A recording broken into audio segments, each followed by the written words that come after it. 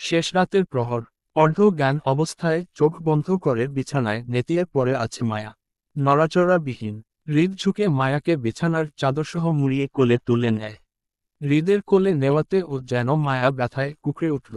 বন্ধ দু চোখের পাতা টেনে হৃদকে দেখতে চাইল মায়া, কিন্তু নীল ব্যথায় কুঁকড়ে দেখা সম্ভব হলো না। হৃদ মায়াকে কোলে নিয়ে ওয়াশরুমের শাওয়ারের নিচে নামিয়ে দিল। এক হাতে মার পিঠ আঁকড়ে ধরে উন্মুক্ত বুকে জড়িয়ে নিয়ে অন্য হাতে শাওয়ার ছেড়ে দিল। ঠান্ডা পানির স্পর্শ দেহে পড়তেই যেন ব্যথায় জ্বলে ওঠে মার শরীর। জ্বালাময় শরীরে ব্যথা সহ্য করতে না পেরে মায়া ডুকরে কেঁদে উঠে হৃদের বুকের সাথে নেতিয়ে পড়ে। হৃদ কিছু বলল না, বরং এক হাতে মার পিঠ জড়িয়ে রেখে অন্য হাতে দিয়ে মার মাথা ধরে কপালে ভেজা ঠোঁট ছুঁয়ে দিল। হাত বাড়িয়ে মার খোপা করা চুলগুলো ছেড়ে দিতে চাইলে মায়া কান্না ভেজা গলায় গুমরে একটু করে নাহুত করল। উহুম। হৃদ মার নাহুত শুনল না, বরং চুল ছেড়ে দিতে দিতে বলল, চুল না ভেজালে ফরজ গোসল হয় না, অপবিত্রতা থেকে যায়। মায়া চুপ থাকল, কিছু বলল না। হৃদ মায়াকে যত্ন সহকারে গোসল করিয়ে বাথটব পরিয়ে রুমে নিয়ে আসে কোলে করে। তার গাও পুরো ভেজা, প্যান্ট থেকে ছুঁয়ে ছুঁয়ে পানি ফ্লোর ভেজে যাচ্ছে। হৃদ সেদিকে মনোযোগ হলো না, বরং মায়াকে সোফায় বসিয়ে সে গেল গোসল করতে নিজের কাপড় নিয়ে। তবে যাওয়া আগে বিছানার ব্ল্যাঙ্কেটটি নিয়ে মার গায়ে মুড়িয়ে বসিয়ে দিয়ে গেল। অল্প সময় নিয়ে হৃদ দ্রুত গোসল সেরে বের হলো। মাথা মুছতে মুছতে সোজা করবার থেকে নতুন বিছানার চাদর নিয়ে বেডে বিছিয়ে দিল। পুনরায় করবারের দরজা খুলে মার কাপড় খুঁজল, কিন্তু শাড়ি ছাড়া অন্য কিছু পেল না। হৃদের মেয়েলি কাপড় সম্পর্কে ধারণা নেই, কখনো মেয়ে সঙ্গ নেয়নি তাই জানা নেই। শুধু বউ বউ করে মেয়েদের সম্পর্কে অনেক কিছু অবগত হয়েছে হৃদ, কিন্তু তাই বলে সে যে মেয়েদের শাড়ি পরাতে পারে ভুলেও সেটা না। তার তো শাড়ি খোলার কাজ, তাহলে সে কি করে শাড়ি পরাতে জানবে?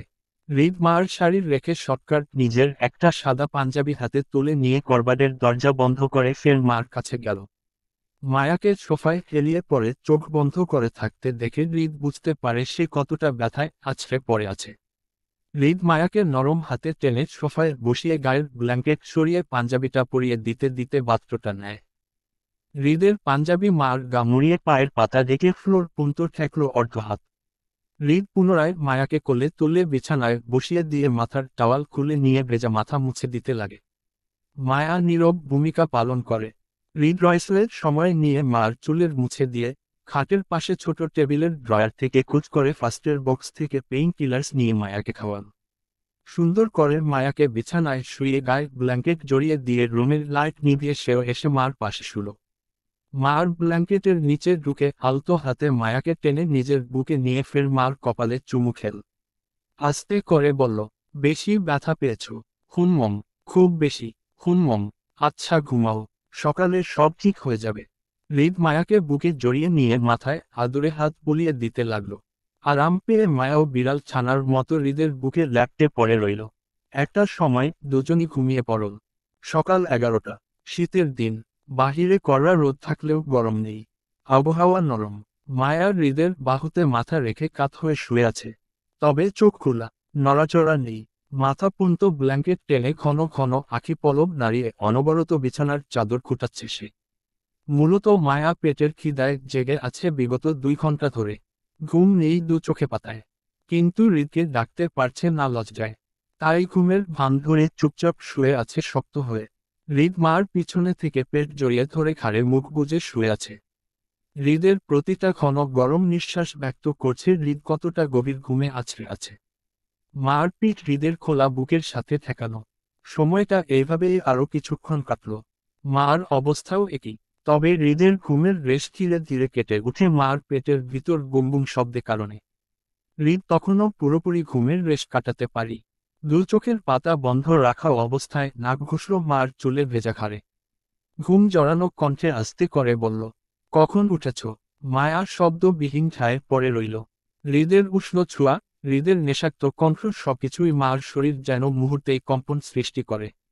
হৃদ মার কম্পিত শরীরটার সাথে আরো চেপে গেল। মার পেটের উপর জড়িয়ে রাখা হাতটা হাতড়ে মার পেট চেপে চেপে চেক করে বুঝতে পারল আসলে শব্দটা মার পেট ডাকার শব্দ। হৃদ নিজের মুখটা মার ঘাড়ে আরো চেপে ধরে আগের ন্যায় বলল, খিদা পেয়েছে তো আমাকে ডাকলে না কেন? মায়া নিরুত্তর হয়ে ঠায় পড়ে রইল, চোখ মুখ খিচে বন্ধ করে। এতটা শক্ত যে সামান্য হাতটা পর্যন্ত নাড়াচ্ছে না গাঢ় লজ্জায়। হৃদ মার শব্দ না পেয়ে ফের বলে, ফোনটা দাও, খাবার অর্ডার করি। মায়া তাও নড়ল না, ঠায় আগের ন্যায় শক্ত হয়ে পড়ে রইল। হৃদ মার সারা শব্দ না পেয়ে মাথা উঁচিয়ে তাকায়। আশ্চর্য, বউটা জাগ্রত থেকে কেন কথা বলছে না। হৃদভ্রুর কুঁচকে মার দিকে তাকিয়ে থেকে কিছু না বলে নিজেই মার উপর দিয়ে হাত বাড়িয়ে ফোনটা নিয়ে উঠে বসল। হোটেলের ম্যানেজারকে বলে খাবার অর্ডার করে ফের মার দিকে তাকালো। অদ্ভুত তো, খিদা পেয়েছে সেটা না বলে এমন শক্ত হয়ে পড়ে আছে কেন? কারণটা হৃদ তখনও বুঝল না। তাই স্বাভাবিকভাবেই ব্ল্যাঙ্কেটের উপর দিয়ে মার বাহুতে হাত রেখে ডেকে বলল, ঋতু উঠো, খাবার অর্ডার করেছি, ফ্রেশ হয়ে আসো যাও। মায়াকে তখনও উঠতে না দেখে কপাল কুঁচকে হৃদ। কী সমস্যা? বউটা এমন করছে কেন? কি হয়েছে সেটাই তো বুঝতে পারছে না সে। হৃদ সম্পূর্ণ বিষয়টি তখন বুঝতে পারে যখন মার মাথার উপর থেকে ব্ল্যাঙ্কেটটি টেনে সরাতে চাইল কিন্তু পারল না। মায়া জোর খাটিয়ে পড়ে থাকে, তখন হৃদ বুঝতে পারে আসলে তার বউ তাকে লজ্জা পাচ্ছে। সেজন্য এমন মটকা মেরে শক্ত হয়ে বিছানায় পড়ে আছে। হৃদ দুষ্টু হেসে ফের মার দিকে ঝুঁকে পড়ল। মার কানে কানে ফিসফিস করে বলল, তুমি কি লজ্জা পাচ্ছ ঋতু? লজ্জা কাহিনী কিন্তু রাতে শেষ। তবে আমি কিন্তু নিষ্পাপ, পুরো ভার্জিন। তাই আমাকে দোষারোপ করা যাবে না। হৃদের কথায় মায়া উত্তর করল না, বরং নাকে মুখে ব্ল্যাঙ্কেট মুড়িয়ে শরীর থেকে আরও শক্ত হয়ে চেপে শুলো বিছানায়। লজ্জায় নাক মুখ বুজে গেল মার। শরীর কাঁপছে অনবরত, তারপরও হৃদের কথার উত্তরে কিছুই বলার চেষ্টা করছে না সে। হৃদ মার সাথে ফের দুষ্টু করে দুই একবার ডেকে চলে গেল ওয়াশরুমে। আপাতত ফ্রেশ হওয়া দরকার, তারপর না হয় বউয়ের লজ্জা ভাঙানো যাবে। হৃদ সময় নিয়ে ফ্রেশ হয়ে ওয়াশরুম থেকে বের হতে হতে মার দিকে তাকালো। সেই আগের ন্যায় এখনো মটকা মেরে বিছানা পড়ে আছে মায়া, নড়ছে না পন্ত।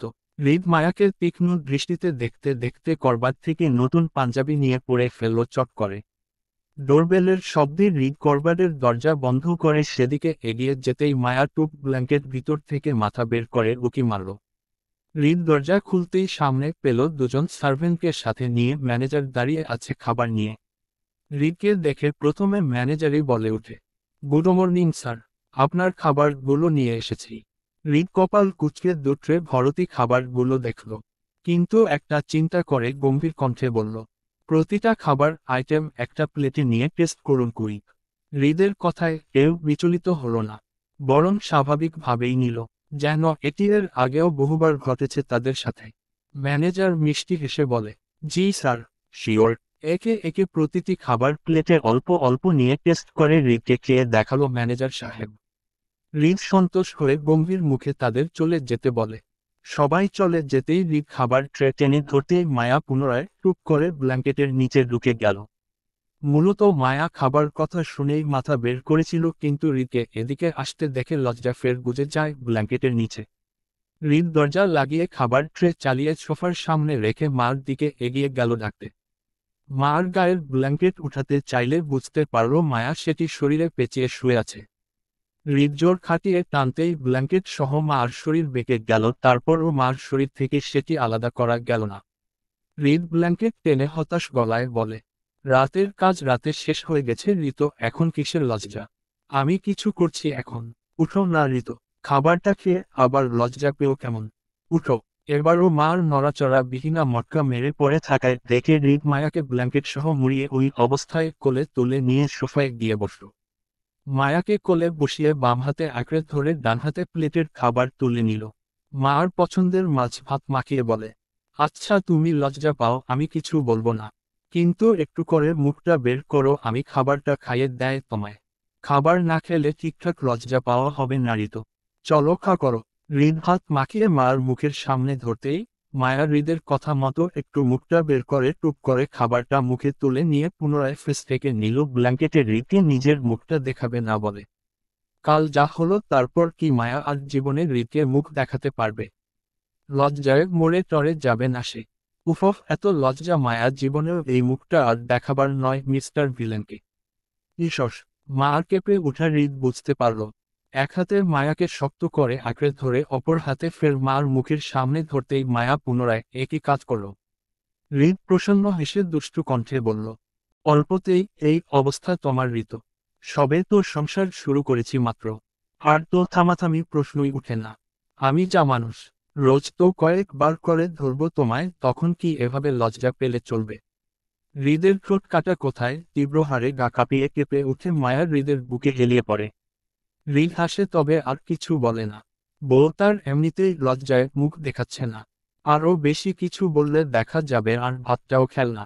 হৃদ মায়াকে রয়সয়ে পেট পুড়িয়ে খাইয়ে দিয়ে পানি খাওয়াল। মায়া পানি খেয়ে ফের মুখ থেকে হৃদ বুকে পড়ে রইল। হৃদ মায়াকে কোলে নিয়ে সে নিজেও খেয়ে নিল।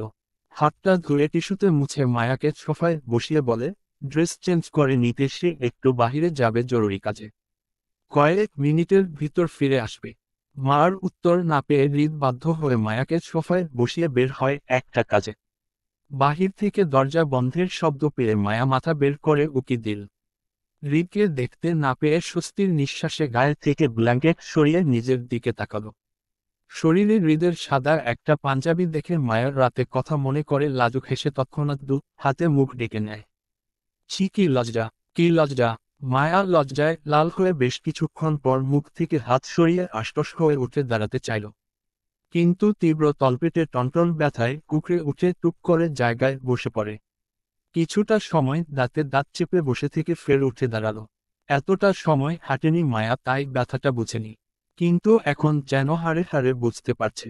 মায়া খুবই ছোট ছোট পা ফেলে করবার পর্যন্ত গিয়ে সেখানে থেকে শাড়ি আর প্রয়োজনীয় জিনিসপত্র নিয়ে ওয়াশরুমে ঢুকল এবং দীর্ঘ সময় নিয়ে রেডি হতে থাকল। হৃদ গুটি কয়েক মিনিটের মধ্যে রুমে ফিরে আসল। দরজা বন্ধ করে পিছন ফিরে মায়াকে সোফায় দেখতে না পেয়ে হালকা কপাল কুঁচকায়। ওয়াশরুম থেকে পানির শব্দ কানে আসতেই হৃদ বুঝতে পারল মায়া ওয়াশরুমে আছে। হৃদ স্বতঃস্ফূর্তার সঙ্গে বিছানা পাশে দাঁড়িয়ে হাতের ফোন ও পিল ঔষধের পাতাটা ছোট টেবিলের উপর রাখল। আজকে আর বাসায় ফিরবে না সে, আর না কাজে যাবে। একেবারে কাল ফিরবে। আপাতত আসিফকে বলা হয়েছে অফিসিয়াল দিকটা সামলাতে যতটা পারা যায়। ঝামেলা হলে হৃদকে ডাকতে। আর বাড়ি যাবে না, কারণ হলো বউয়ের সাথে একান্ত সময় কাটাতে চাই বলে। বাড়ি গেলে দেখা যাবে তার পাগল বউ তাকে ভুলে যাবে অন্য মানুষদের পেয়ে। এজন্য মূলত সে আজ বাড়ি যাবে না। কাল ভোর সকালে যাবে, কারণ কাল বৌভাতে অনুষ্ঠান হবে তাই। হৃদ বিছানায় আর্দ্র শোয়া অবস্থায় বসে কপাল হাত ঠেকিয়ে চোখ বন্ধ করে। তার ঘুমটা পূরণ হয়নি। বউটা বের হলে ফের ঘুমাবে দুজন।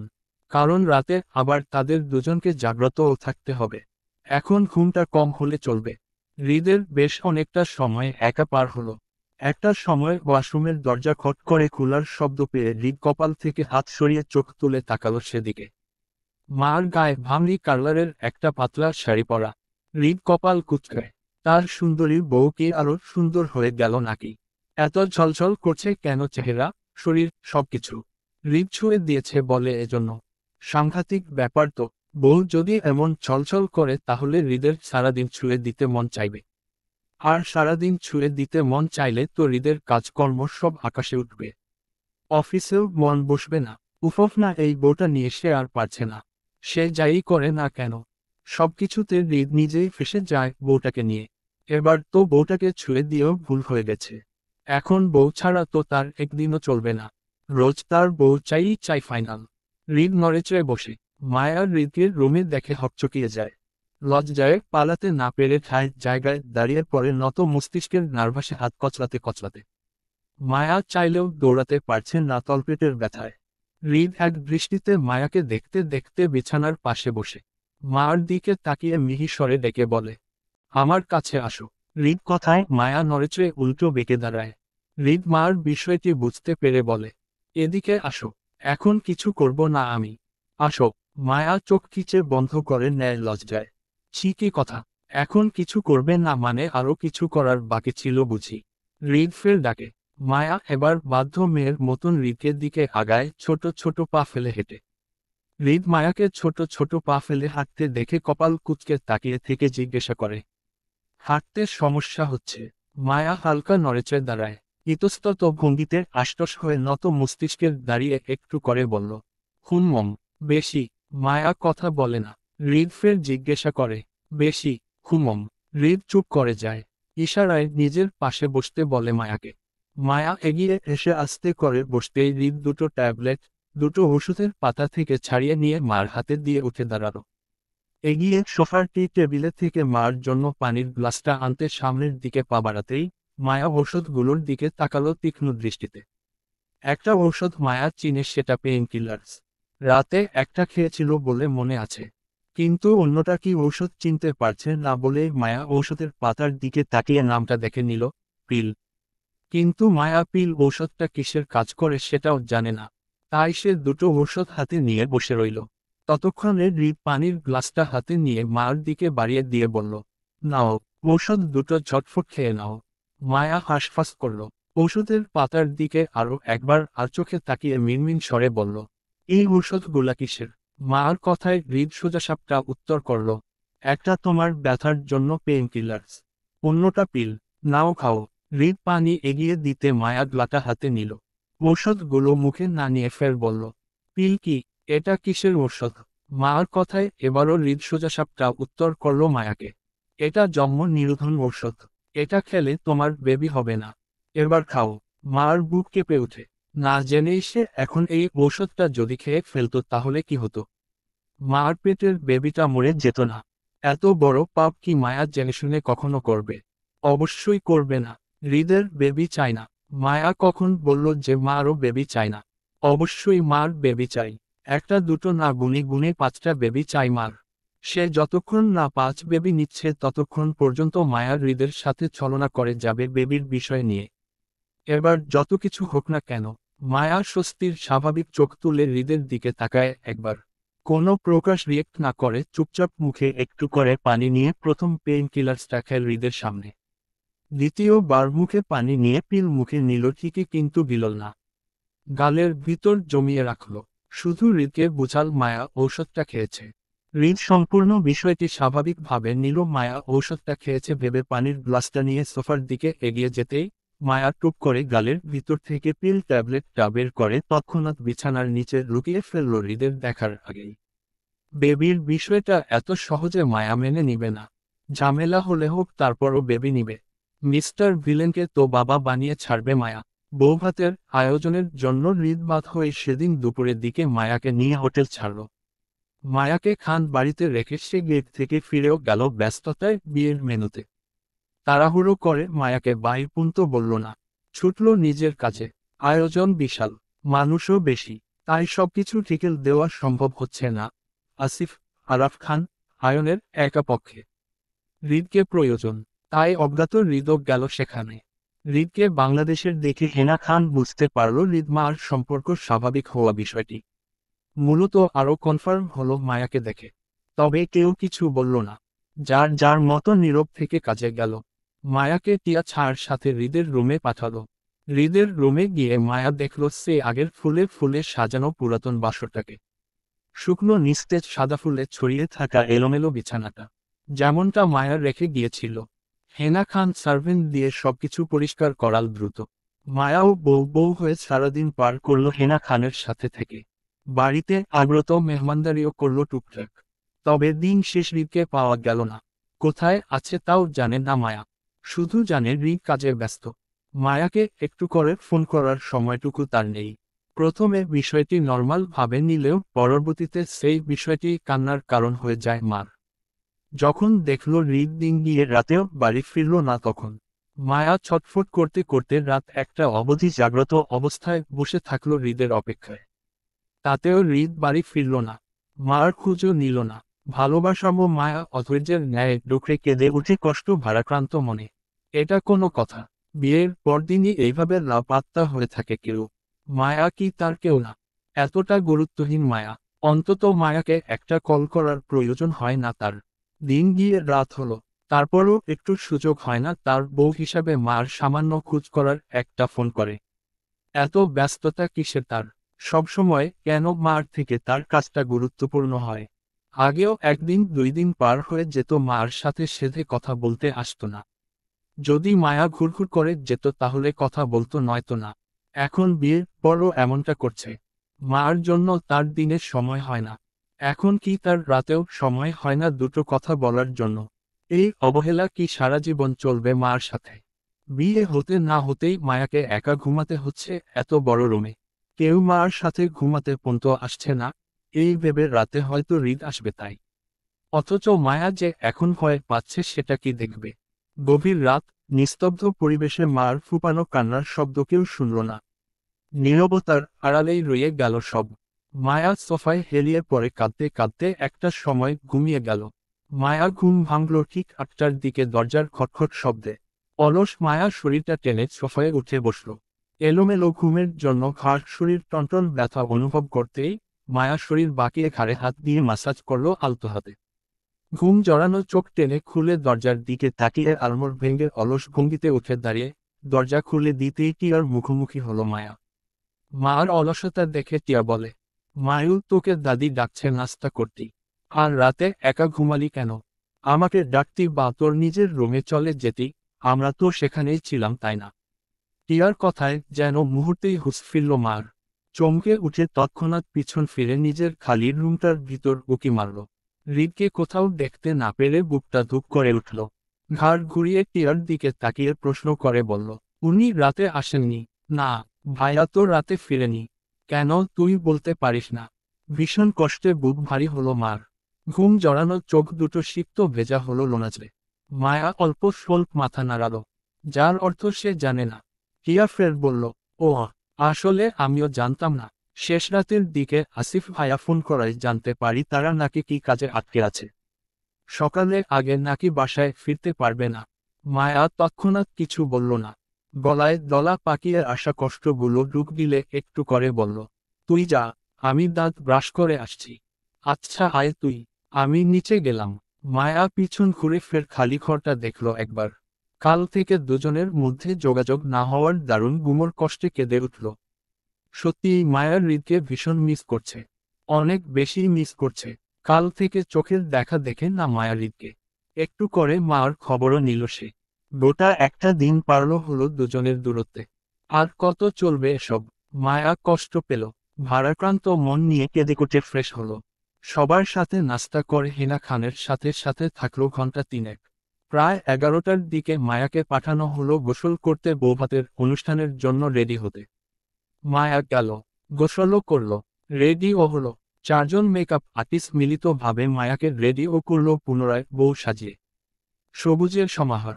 চমৎকার সুন্দর দেখতে সবুজ রঙা লেহেঙ্গা গাউনটি মায়াকে পরানোর হলো। মায়া আয়না দেখে মিষ্টি হাসল। সারাদিনের রাগ অভিমান ভুলে গেল বধূবেশের সাজ দেখে। আহা কি সুন্দর দেখতে! মায়া এক মুহূর্তেই যেন খুশি হয়ে গেল। সাজ কমপ্লিট হতেই নিহা মার বেশ কিছু ছবি তুলে নিল নিজের ফোনে। মায়াকে চমৎকার লাগছে বলে সেও নিজের সাজ কমপ্লিট করায় মনোরোগ হলো। অল্প কিছুক্ষণের মধ্যে সবাইকে বের হতে হবে মায়াকে নিয়ে। বাড়ির বড়রা সবাই অলরেডি বিয়ের মেনুতে আছে। মায়া সাথে শুধু টিয়া, ছায়া, নিহা আর মারিহা আছে। প্রত্যেকেই অনুষ্ঠানের জন্য সাজতেন ব্যস্ত। সেই সাথে হৃদের অপেক্ষায় আছে। হৃদ বাসায় আসলে বর বউ একসঙ্গে রিসিপশনের অ্যাটেন্ড করবে এমনটা পূর্ব নির্ধারিত। মায়া ফের আয়না দেখল। আহ, আজকে মায়াকে দারুণ লাগছে। এই সাজ, এই মেকআপ। মায়া আগামী 2 দিনও তুলবে না। এত সুন্দর সাজ কি এত সহজে ধুয়ে ফেলা যায়? মায়া কেন ধুবে? সুন্দর লাগছে না মায়াকে। সুন্দর সাজ মায়া 2 দিন পর্যন্ত রাখবে। একদমই ধুবে না যত কিছুই হোক না কেন। মায়া খুশিতে আটখানা হয়ে নিজের রুম থেকে বের হলো, উদ্দেশ্য হৃদের রুমে যাবে। হেভি ভারী গাউনের উপরের পার্টটা মায়া হাতে গুছিয়ে আঁকড়ে ধরে হাঁটল দেরি দেরি। ভারী জিনিস আলগানো মুশকিল। পরে গেলে মার ইজ্জত থাকবে না। বউ বলে কথা, পড়লে হবে। মায়া উৎফুল্লর মনে হৃদের রুমে গেল। দরজা লক না থাকায় সরাসরি ঢুকে পড়ল। প্রথমে হৃদকে লক্ষ্য না করলেও কয়েক সেকেন্ড মধ্যে ঠিকই লক্ষ্য করল। মায়া দাঁড়ায়, উঁচিয়ে ধরা হাতে কাপড়টা ছাড়ল। দরজার সামনে থেকে তীক্ষ্ণ দৃষ্টিতে হৃদকে দেখল। কালকের সারা পাঞ্জাবি পায়জামাগুলো এখনো পরিহিত। তার মানে গোসল করেনি সে, রেডিও হয়নি। অথচ এক্ষুনি তাদের রিসিপশনের অনুষ্ঠানে যেতে হবে। হাতে সময় নেই, কিন্তু তার হাবভাব দেখে মনে হচ্ছে না তার কোথাও যাওয়ার তাড়া আছে। কেন বিন্দাস উদাস মনে বসে আছে, যেন অনেক সুখ পালন করছে সে এই মুহূর্তে। কিন্তু কিসের এত দুঃখ কষ্ট তার? সে তো কষ্ট পায় না, কষ্ট দেয়। তাহলে আজ হঠাৎ এত উদাস মন্ত কেন? মায়া চিন্তা করল, কিন্তু উত্তর পেল না। হৃদ মার উপস্থিতি বুঝতে পেরে একবার চোখ উঁচিয়ে দেখল মায়াকে। দীর্ঘ কয়েক সেকেন্ড এক দৃষ্টিতে মায়াকে পর্যবেক্ষণ করে ফের আগের ন্যায় উদাসমন্ত হয়ে গাল ফুলিয়ে বসে রইল। যেন মায়াকে দেখে তার ভিতরের উদাসীনতাটা মুহূর্তেই আরও দ্বিগুণ বৃদ্ধি পেল এমন ভাব। মায়া কপাল কুঁচকায় হৃদের গাল ফুলানো চেহারা দেখে। কোথায় মায়া রাগ করবে? কেন সে গোটা একটা দিন পর আসল? কেন মার খরব নিল না কাল থেকে? অথচ মার রাগ করার আগেই সে গাল ফুলিয়ে বিছানায় বসে আছে। মার রাগ করার চান্স নেই। আচ্ছা, এটা কি ঠিক? অন্তত মায়াকে একটা বার রাগ করার সুযোগটা তো দেওয়া উচিত ছিল, তাই না? সবকিছুতেই সে কেন মার আগে আগে থাকবে? আর মায়া যদি রাগ করে তাহলে ভাঙ্গাবে কে? যে ভাঙ্গাবে সে নিজেই তো গাল ফুলিয়ে আছে। কিন্তু কেন? কিসের জন্য তার এত অভিমান? মায়া সব ভুলি হৃদের সামনে গিয়ে দাঁড়ালো। মায়া কিছু বলবে, তার আগেই হৃদ হালকা বামে মুড়ে বসলো, কথা বলবে না বলে। মায়া বুঝল হৃদ আসলে অন্য কিছু নিয়ে নয়, বরং মার সাথেই কোনো বিষয় নিয়ে রাগ করে আছে। কিন্তু মার মিস্টার ভিলেন তো রাগ করে গাল ফুলানোর মানুষ না, বরং রাগে মাথায় ঠুসঠাস থাপ্পড় মারার মানুষ। তাহলে আজ হলোটা কি? নিজের পার্সোনালিটির বাহিরে গিয়ে হঠাৎ কী জন্য এতটা অভিমান প্রকাশ করছে? তাও আবার মার সাথে। ভালোবাসার মানুষ, আপন মানুষ ছাড়া তো আমরা কেউ কারোর সাথে এমন অভিযোগ করি না। তার মানে মার তার মিস্টার ভিলেনের একান্ত মানুষ হয়ে গেছে, এজন্য এমনটা প্রকাশ পাচ্ছে তার আচরণে। মায়া নিজের ভান্নাতেই তৃপ্তি হাসল, ঠোঁট প্রসারিত করে। হৃদ মার হাসি দেখে আরো বেঁকে বসল, কথা বলবে না বলে। মায়া আলতো হাতে হৃদের বাহুর শার্ট টানল, বেশ কয়েকবার নিজের দিকে ফিরাতে চেয়ে। কিন্তু হৃদ ফিরল না, আর না মার সাথে কথা বলল, বরং ঘাপটি মেরে বসেই রইল বিছানার পাশে ফ্লোরে পা ফেলে। মার ফের হৃদের বাহুর শার্ট টেনে বলল, এই শুনুন না, ডাকছি তো। হৃদ কিছু বলল না। মায়া হৃদকে ফিরতে না দেখে আগ বাড়িয়ে হৃদের সাথে ঘনিষ্ঠ হল। হৃদের দু পায়ের মধ্যস্থে দাঁড়িয়ে থুতি ধরে টেনে নিজের দিকে ফিরিয়ে মায়া কড়া গলায় বলল, কি? ডাকছি না আমি, শুনছেন না কেন? হৃদ মার মুখের দিকে তাকিয়ে থাকলো চুপ করে। মায়া হতাশ হয়ে ফের বলল, বলুন না, কি হয়েছে? এমন করছেন কেন? কাল থেকে এই পর্যন্ত কোথায় ছিলেন আপনি? কোনো খোঁজ খবর নেই। দেখুন পাঞ্জাবির কলারেও ঘামে ময়লা হয়ে গেছে। কাল থেকে নিশ্চয়ই গোসলটাও করেননি, তাই না? মায়া কথাগুলো বলতে বলতে হৃদের পাঞ্জাবির কলার উল্টিয়ে চেক করল। হৃদ মার পরপর প্রশ্নে একটা উত্তরও করল না, বরং ঘাপটি মেরে জায়গায় বসে রইল। মায়া এবার হাসফাস করল। আসলে হৃদের কি হয়েছে তা কিছুই বুঝতে পারছে না সে। এমন অদ্ভুত আচরণ কেন করছে তাও জানে না। কাল মায়া লজ্জায় কথা বলতে পারল না, আর আজ হৃদ অদ্ভুত কারণে গাল ফুলিয়ে আছে, কথা বলছে না। আচ্ছা, কথা না বলাটা কি ছুয়াছুয়ি রোগ? মার রোগটা কি তাহলে আজ তার স্বামীকে ধরে নিল? আহা, মার কি কষ্ট! এত ছুয়াছুয়ি রোগ হলে মায়া কি করবে? কিছু করার আছে কি তার? মায়া হতাশ মনে ফের হৃদের বাহু টেনে দাঁড় করাতে করাতে বলল, উঠুন, গোসল করে আসুন, যান। তাড়াতাড়ি রিসেপশনের অনুষ্ঠানে যেতে হবে না আমাদের। আপনি বসে থাকলে হবে, যান না এবার। মার অল্প টানে হৃদ উঠে দাঁড়ালো, কিন্তু জায়গায় থেকে নড়ল না। মায়া হৃদকে দাঁড় করিয়ে হৃদের জন্য কাপড় আনতে গিয়েও পুনরায় থেমে গেল হৃদকে দাঁড়িয়ে থাকতে দেখে। মায়া ফের এগিয়ে এসে হৃদের সামনে দাঁড়িয়ে কপাল কুঁচকে প্রশ্ন করে বলল, কি হলো, দাঁড়িয়ে আছেন কেন? যান, দ্রুত গোসল করে আসুন, আমাদের দেরি হচ্ছে তো। মার কথায় হৃদ আর চোখে একবার মায়াকে দেখল, কিন্তু জায়গায় থেকে নড়ল না, দাঁড়িয়েই থাকলো। মার এবার ঠোঁট ভেঙে কান্না পাচ্ছে। এটা কোনো কথা? হৃদের কি চাই বললেই তো হয়, মায়া করে দেয়। কিন্তু এমন অদ্ভুত আচরণ করলে মায়া কি বুঝবে? মায়া কাঁদতে গিয়েও কাঁদল না, যদি সুন্দর সাজটা নষ্ট হয়ে যায় এজন্য। মায়া হৃদের হাত ধরে টানতেই হৃদ আপোষেই মায়ার সাথে সাথে যেতে লাগলো। দেরিতে হলেও মায়া বুঝতে পারল এই মুহূর্তে মায়াকেই হৃদের সব কাজগুলো করতে হবে, নয়তো হৃদ নিজের থেকে একটা কাজও করবে না। মায়া হৃদকে ওয়াশরুমের শাওয়ারের নিচে দাঁড় করিয়ে মিহি সুরে বলল, আপনি গোসল করুন, আমি ততক্ষণে আপনার কাপড়গুলো বের করে রাখছি। মায়া হৃদকে শাওয়ারের নিচে দাঁড় করিয়ে গেল হৃদের ড্রেসিং রুমে, রিসেপশনের জন্য আলাদা ড্রেস বের করতে। মার নিজের সাথে মিল রেখে হৃদের জন্য সবুজ শাওরানি বের করল সাদা পাঞ্জাবি পায়জামার সাথে। ভাঁজ করা কাপড়গুলো নিয়ে মায়া ওয়াশরুমের ঢুকতেই দেখল হৃদ এখনো আগের ন্যায় ঠায় দাঁড়িয়ে আছে, যেমনটা মায়া রেখে গিয়েছিল। গোসল তো দূরে থাক, সামান্য নড়েনি পন্ত। হৃদের একগুড়েমি দেখে মায়া দুঃখ কষ্ট কাদু কাদু গলায় বলে ওঠে, আপনি এমন করছেন কেন? কি হয়েছে সেটাও বলছেন না, আবার গোসলও করছেন না। এমন করলে আমরা কখন রিসেপশনের পার্টিতে পৌঁছাবো আপনিই বলুন। এখন কি আমি আপনাকে গোসল করাতে পারবো? আমি রেডি হয়ে গেছি না। আমার সুন্দর ড্রেসটা ভিজে যাবে তো, আমার সাজটাও নষ্ট হয়ে যাবে। প্লিজ বুঝুন না, গোসল করে নিন না নিজে নিজে। হৃদ মার কথা বোঝার চেষ্টা করা তো দূরে থাক, উল্টো আরো বেঁকে মুড়ে দাঁড়ালো, যার অর্থ সে পারবে না। মায়াও রাগে জেদ্দে দাঁড়িয়ে থাকলো হৃদের কাপড় নিয়ে। কারো মুখে কোনো কথা নেই। 1 মিনিট, 2 মিনিট, প্রায় 10 মিনিট পর্যন্ত দাঁড়িয়ে থাকার পরও যখন হৃদের হেলদোল হলো না, তখন মায়া আর সময় নষ্ট করল না। রাগে দুঃখের হনহন করে ফের হৃদের ড্রেসিং রুমে গেল। হাতের কাপড়গুলো ঠাস করে টেবিলের উপর রেখে আয়নার সামনে দাঁড়ালো।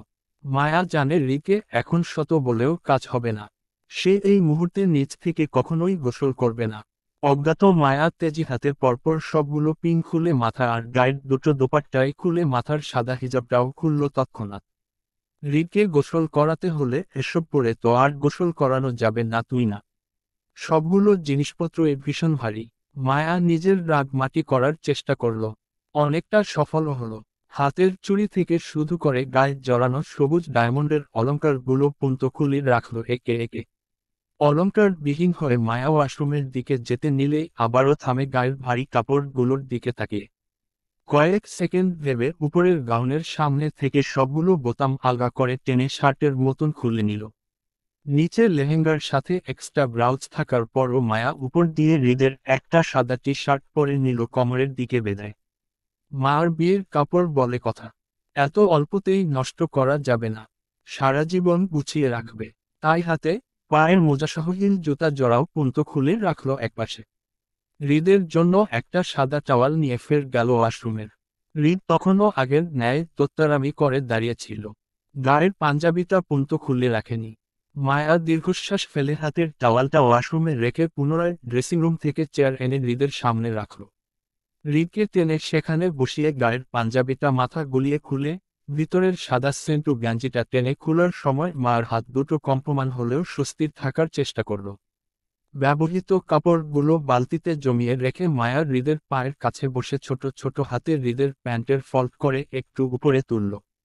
কালো লোমশযুক্ত পা দুটো দারুণ আকর্ষণীয় লাগলো মার কাছে। তাই হাত বাড়িয়ে অল্প ছুঁয়ে দিল।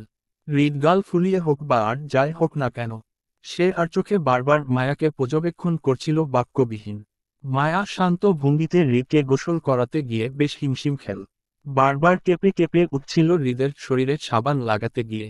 হৃদের ব্যবহৃত জিনিসপত্রগুলো বুঝতে পারছেন না বলে মায়া নিজের জিনিসপত্রই ব্যবহার করল হৃদের শরীরে। হৃদ দেখেও কিছু বলল না। অবশ্য মায়া বেশ কয়েকবার জিজ্ঞাসা করেছিল হৃদকে যে হৃদ গোসল করতে কি ব্যবহার করে, কিন্তু হৃদের চুপ থাকার দারুণ মায়া কিছুই বুঝল না। অজ্ঞাত মায়া নিজের জিনিসপত্র ব্যবহার করছে হৃদের উপর। মায়া হৃদকে সাবান শ্যাম্পুয়ে মাখো মাখো করে শাওয়ারের ট্যাপ ছেড়ে দিয়ে দূরে দাঁড়ালো, যাতে সে ভিজে না যায়। এবং হৃদকে বলল ভালো করে শরীর ধুয়ে গোসল করতে। কিন্তু হৃদ মার কথা শুনল না। নত মস্তিষ্কের ঠায় বসে রইল পানির নিচে। হৃদের নড়াচড়া না দেখে মায়া দ্রুত পানির ট্যাপ বন্ধ করে হৃদের দিকে তাকিয়ে বলল, এমন করছেন কেন? শরীর ধুতে বলছি, ধুচ্ছেন না কেন? এইভাবে ঠান্ডা পানির নিচে বসে থাকলে জ্বর উঠবে না। কি হয়েছে আপনার, আমাকে বলুন না প্লিজ। হৃদ চোখ তুলে মার দিকে তাকায়। তার শরীর তখনও সাবানের ফেনা ছড়িয়ে আছে। অজ্ঞাত মায়া হৃদের উত্তরের আশা ছেড়ে দিয়ে নিজেই বালতিতে পানি নিয়ে মগ ভরতি পানি হৃদের মাথায় টেলে গোসল করাল। টাওয়াল দিয়ে ভালো করে হৃদের মাথা মুছে গোছানো কাপড়ের গুলো এনে হৃদের হাতে দিয়ে বলল, ভেজা কাপড়গুলো চেঞ্জ করতে। মায়া 2 মিনিটের মধ্যে আসছে। এই বলে ফের মায়া হৃদের ড্রেসিং রুমে গিয়ে সুচ মোজাসহ বাকি জিনিসপত্রগুলো বের করে গুছিয়ে রেখে আবারও হৃদের কাছে গেল ওয়াশরুমে। গিয়ে দেখল হৃদ প্যান্ট পরে গলায় টাওয়াল ঝুলিয়ে দাঁড়িয়ে আছে পাঞ্জাবি হাতে নিয়ে। মায়া দুঃখটা তখনও প্রকাশ করল না। মেনে নিল, যার মার মতো এমন একটা তোত্তারা স্বামী থাকে সে মার মতোই অসহায় হয়। এতে তাদের কিছু করার নেই। মায়া এগিয়ে হৃদের হাত থেকে পাঞ্জাবিটা নিয়ে হৃদকে টেনে এনে বসাল ড্রেসিং রুমের সোফার উপর। হৃদের তোত্তারামি করল প্রচুর। মার ধরলে নড়বে নয়তো জায়গায় দাঁড়িয়ে বসে থাকবে বলে। মায়া হৃদের চুপ থাকার বিষয়টি বুঝে নিয়ে স্বেচ্ছায় নিজ থেকে হৃদের সব কাজ করে যাচ্ছে একের পর এক বিরতিবিহীন। মাথা মুছে হৃদকে ভিতরের গাঞ্জিটা পরানোর সময় মার বেখেয়ালি ভাবে চোখ চায় হৃদের পেটানো প্রশস্ত শরীরের বুক পিঠের দিকে। লাল লাল রেশ দেখে মায়া আঁতকে উঠে তৎক্ষণাৎ বলে, আল্লাহ, এসব কি আপনার শরীর? এমন লাল হয়ে যাচ্ছে কেন? হৃদের দীর্ঘ চুপতি ভাঙ্গে মায়াকে উত্তেজিত হতে দেখে হালকা নড়েচড়ে বসে আস্তে করে বলে, আমার সাবানে অ্যালার্জি আছে। তাহলে আমাকে আগে বলেননি কেন? আমি জিজ্ঞাসা করেছিলাম তো আপনাকে। দেখি আমাকে দেখান। শরীরে রেশ পড়ে যাচ্ছে তো। এখন কি করব বলুন না? কিছু করতে হবে না, এমনই চলে যাবে কিছুক্ষণ পর। হৃদের কথায় মায়া কষ্ট পেল। চেহারায় বিষণ্ণতা টেনে হৃদকে গাঞ্জিটা পরাতে পরাতে বলল, আপনি বলেন, আপনি কপাল করে আমার মতন বউ পেয়েছেন। তাহলে আমি কি বলনো? আমিও তো কপাল করে আপনার মতন স্বামী পেয়েছি, তাই না? আমি আপনাকে বলে জ্বালায় সব সময় যে আমার চাই সেটা নিয়ে, কিন্তু আপনি আমাকে না বলে জ্বালান। আপনার কি চাই সেটা ভুলেও মুখ ফুটে বলেন না। শুধু বলেন অবাধ্য হওয়া যাবে নারী তো। কিন্তু আপনার বাধ্যকতার বিষয়গুলো আজ পর্যন্ত আমাকে বলেননি। তবে যেটা করেন সেটা হলো, আপনার মর্জি মতো না হলেও বেঁকে বসবেন, নয়তো রাগ দেখাবেন আমার সাথে। এই যে এখন গাল ফুলিয়ে আছেন, আপনার কি চাই তাও আমাকে বলছেন না। এখন আপনিই বলুন, আমি কি করব? কিভাবে বুঝবো যে আপনার কি চাই? চুপ থেকে হৃদ মার দিকে তাকালো। শুধু তাকিয়েই থাকলো নিশ্চুপ অপলকে। মায়ার হৃদের ফের চুপতি দেখেও দমে গেল না, বরং হেঙ্গুল থেকে পাঞ্জাবিটা নিয়ে হৃদকে পরাতে বলল, কি হলো বলুন, কি চাই আপনার? হৃদ মার দিকে তাকিয়ে থেকে বলল, তোমাকে চাই। মায়া কেঁপে উঠে হৃদের সরাসরি কথায়। হৃদ সচরাচর এমন সরাসরি কথা মার সাথে বলে না, কখনো না। তাই আজকে কথাটা যেন মার বুকের ভিতরটা শীতল শীতল করে দিল। এই উগ্র, বদমেজাজি, তোত্তারা, সুন্দর পুরুষ মার। উফ, মার মতন কি এত সুখী কেউ আছে এই দুনিয়াতে? একজন ভিলেন মানুষকে ভালোবেসেও বুঝি এত সুখে থাকা যায়? আচ্ছা, এত সুখ মার কপালে শুইবে তো নাকি আবারও আগুন লাগবে তার ভালোবাসামো গোছানো সংসারে? ঠিকাতে পারবে তো মায়া নিজের সংসারটা, ভবিষ্যৎ চর ঝাপটা? এবার যদি কোনো কারণে হৃদকে মার হারাতে হয় তাহলে মায়া শুইতে পারবে না, একদমই মরে যাবে। এই খান বাড়ির থেকে তার লাশ বের হবে নয়তো না। এত ভুল বুঝাবুঝি আর ভালো লাগছে না। মায়া শান্তি চাই, হৃদের সাথে ভালোবাসার সংসার গড়তে চাই, কোনো রূপ ঝামেলা চাই। এবার আল্লাহ জানে কতটা কি হয়। মায়া অস্থির মনের শান্ত ভঙ্গিতে বসে হৃদের পায়ে মজা পড়াতে পড়াতে বলল, কাল থেকে কিছু খেলছিলেন নাকি না খেয়েই দৌড়াদৌড়ি করছেন? রাতে খেয়েছিলাম। আর সকালে? না। মায়া তৎক্ষণাৎ কিছু বলল না, বরং হৃদের দু পায়ে মজা পরিয়ে সুদ পড়াল। উঠে দাঁড়িয়ে দক্ষ হাতে হৃদের পাঞ্জাবির কলার টেনে সবগুলো বোতাম লাগিয়ে উপর দিয়ে সবুজ শেওড়ানিটা পরিয়ে দিল। মায়া এদিক সেদিকে না তাকিয়ে বিনা বাগ বয়ে সোজা গেল কিচেন রুমে খাবার আনতে। এমনই অনেক দেরি হয়েছে, আর একটু দেরি হলে কিছু হবে না। ফুয়েল পেপারে মুড়ানো বিরিয়ানি প্যাকেটটা প্লেট তুলে রাখল। আপাতত বাড়িতে কেউ নেই বেশ কয়েকজন বডিগার্ড ছাড়া। তাও তারা বাহিরে খান বাড়ি পাহারায় নিয়োজিত আছে। এমনকি রান্নার জন্য বাড়িতে শেফ বা সার্ভেন্ট পর্যন্ত নেই। সবাই অনেক আগেই হেনা খানের সাথে রিসিপশনের পার্টিতে চলে গেছে। একমাত্র মাই যে তার তোত্তারা স্বামীর জন্য পিছনে পড়ে আছে। অথচ আজ তাদেরই রিসিপশন পার্টি ছিল। মায়া সাজগোছু নিয়ে রান্না করল না, কারণ এই মুহূর্তে হৃদের জন্য কিছু রান্না করতে গেলে দেখা যাবে আরও অনেকটা দেরি হয়ে গেছে। তারপরও সন্ধ্যার আগে রিসিপশনে অনুষ্ঠানে পৌঁছাতে পারবে না। মায়া খাবার হাতে ফের হৃদের ড্রেসিং রুমে গেল। যাওয়া আগে ফ্রিজ থেকে পানির বোতল নিয়ে নিল একটা। প্যাকেট ছাড়িয়ে বিরিয়ানিতে চামচ লাগিয়ে হৃদের হাতে দিতে দিতে বলল, নিন, দ্রুত খেয়ে নিন। কাজের ঝামেলায় পরে রিসিপশনের গিয়ে খেতে পারবেন না। মার কথাটা পছন্দ হলো না হৃদের। রাগে বিরক্তি প্রকাশ করে বলল, নিয়ে যাও। খাবো না আমি। কেন? বিরিয়ানিতে অ্যালার্জি আছে? না। তাহলে? এমনই খাবো না আমি। বললেই হলো খাবেন না। দেখি খা করুন। খা। কথাগুলো বলতে বলতেই মায়া নিজে চামচে অল্প বিরিয়ানি তুলে নিল হৃদকে খাওয়াতে। হৃদ বিরক্তি চোখে মায়াকে দেখে কিছু না বলে ফের বেঁকে বসল খাবে না বলে। মায়া হতাশ না হয়ে রাগে চামচাটা খানিক শব্দ করে প্লেট ফেলে হৃদের থুতি ধরে টেনে নিজের দিকে ফিরাল। কড়া চোখে তাকিয়ে বলল, কি ভাল লাগে না? কখন থেকে জ্বালাচ্ছেন? সবাই রিসেপশনের অনুষ্ঠানে চলে গেল, আর আমি বউ হয়ে আপনার পিছনে পড়ে আছি। এবার আপনাকে রেখে চলে যাব কিন্তু। মার কথায় হৃদ উল্টো রাগ দেখিয়ে বলল, তুমি যখন আমাকে জ্বালাও তখন আমি কিছু বলি। তাহলে আজ আমি একটু চুপ করে আছি বলেই তোমাকে জ্বালাচ্ছি আমি, তাই না? বেশ করছি জ্বালাচ্ছি। নিয়ে যাও তোমার খাবার। খাবো না আমি। যাও। হৃদের কথায় মায়া দমে গেল। মায়া তো সত্যিই হৃদকে অনেক জ্বালায়। সবসময়ই জ্বালায়। কই হৃদ তো কখনোই কিছু বলে না মায়াকে। নাও করে না কোনো কিছুতে। বরং সহ্য করে। তাহলে আজ কেন মায়া রাগ করছে? মনস্তাত্ত্বিক বিষয়ে ভেবে মায়া শান্ত হলো। হাতের চামচ রেখে এবার নিজ হাতেই রুকমা করে হৃদের মুখের সামনে ধরতেই হৃদ বিনা বাগ বয়ে আপুসি খেয়ে নিল। হৃদের কাণ্ডে কপাল কুঁচকায় মায়া। আজব, তার হাতে খেতে চাই সেটা বললে কি মায়া খাইয়ে দিত না? এতক্ষণ শুধু শুধু কেন খাবো না, খাবো না বলে দাঁড়ামি করছিল। সোজাসুজি বলে দিলেই তো হতো। উফ, সবকিছুই মায়াকে বুঝে নিতে হবে। একটু করে মাঝে মধ্যে মুখ ফুটে কিছু বললে কি হয় তার? মায়াকে আজ ভীষণ বড় দেখালো। পুরোটা সময় দাঁড়িয়ে থেকে রয়সরে হৃদকে সম্পূর্ণ খাবার খাইয়ে দিয়ে ঝটপট বাকিটা রেডি করিয়ে দিল। হৃদকে পরিপাটিভাবে রেডি করিয়ে দিয়ে এবার সে গেল রেডি হতে।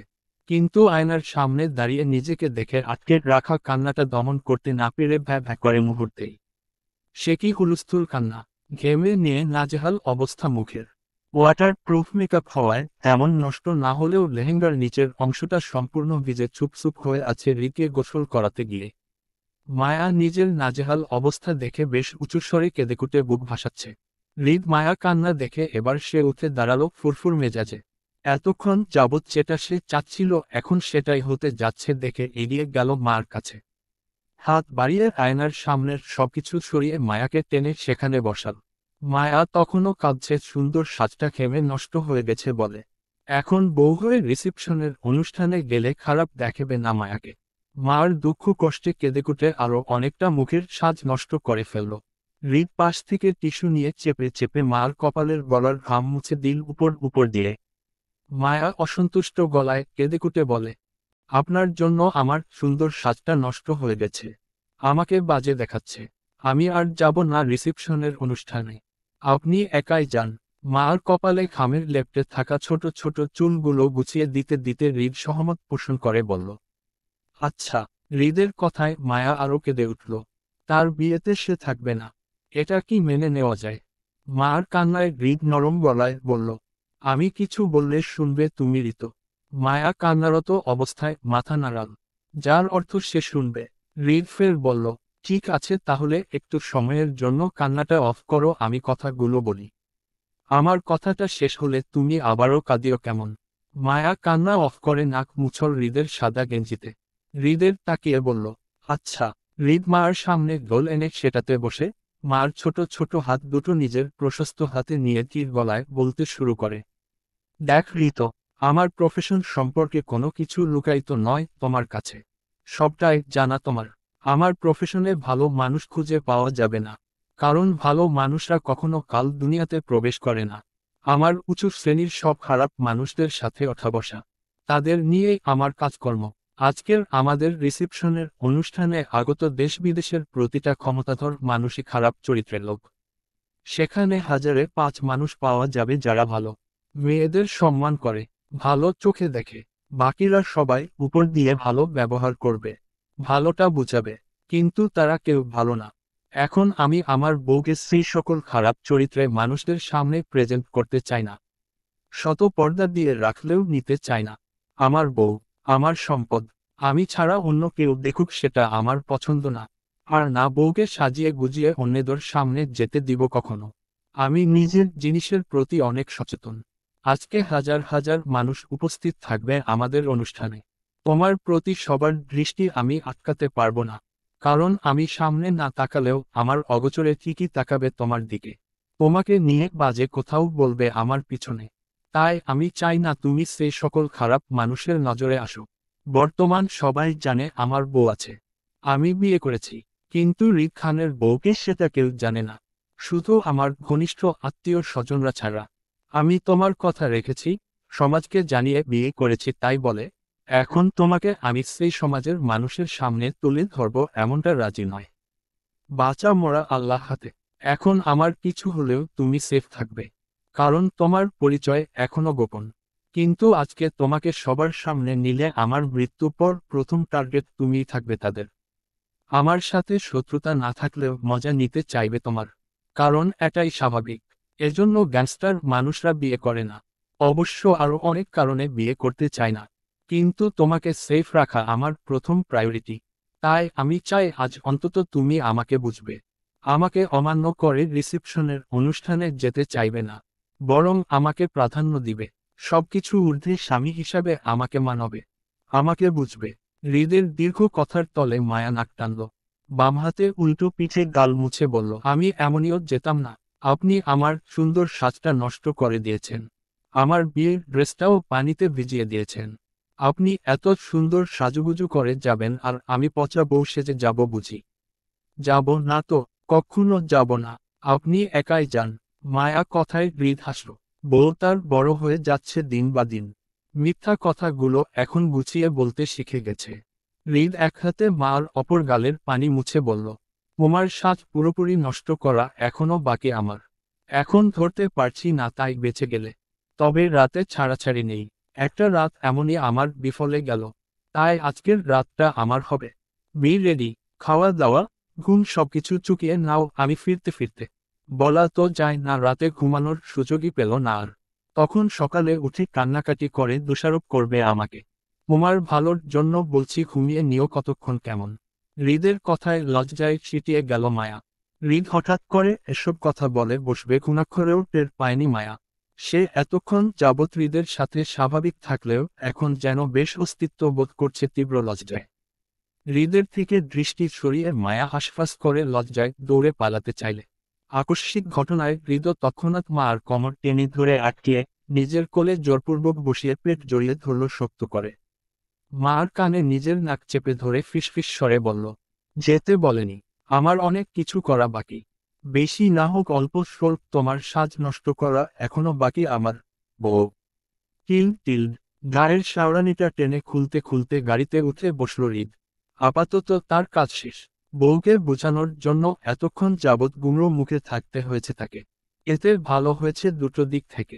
এক, বউয়ের ভালোবাসাও পেল। আবারও বউকে রিসেপশনে না নিয়ে যাওয়ার উদ্দেশ্যটাও সফল হলো। কারণটা আগেরই। কিন্তু এই বিষয়টি যদি হৃদ স্বাভাবিকভাবে মায়াকে বোঝাতে চাইতো তাহলে দুজনের মধ্যে ঝামেলা হতো শত শতকরা চিহ্ন। কারণ মায়া সহজে মানতে চাইতো না, বরং ভুল বুঝত হৃদকে। হৃদ আবারও মার সাথে মিথ্যা ভালোবাসার গেমস খেলছে, এজন্য সমাজের সামনে আনতে চাইছে না। এসব বলে বলে হৃদের মেজাজ বিগড়ে দিত, যার ফলে হৃদ রাগের বশে হয়তো বউটার উপরই হাত তুলে ফেলত। বহুদিন পর তাদের সম্পর্কটা একটু স্বাভাবিক হয়েছে। এত অল্পতেই নষ্ট করতে চাই না বলেই হৃদ ইচ্ছা করেই গুমড়ো মুখে হয়ে থাকল। আর এতে করে মায়া তার মন বোঝার চেষ্টা করেছে, তাকে বুঝতে চেয়েছে, অন্য কিছু ভাবেনি। যার জন্য হৃদের কথাগুলো খুব সহজভাবেই মেনে নিতে পেরেছে, দ্বিমত পোষণ করেনি। হৃদ মার উপর ভীষণ সন্তুষ্ট হল। এবার ঝামেলাবিহীন ভালোবাসাময় সংসার করবে বলে একবুক আশাও রাখল হৃদ। কিন্তু সময় সাপেক্ষের ভাগ্যটা তাদের সুপ্রসন্ন সহায় হতে গিয়ে যেন হচ্ছে না, ফের ঘুরে দাঁড়াচ্ছে দুর্ভাগ্যের দিকে।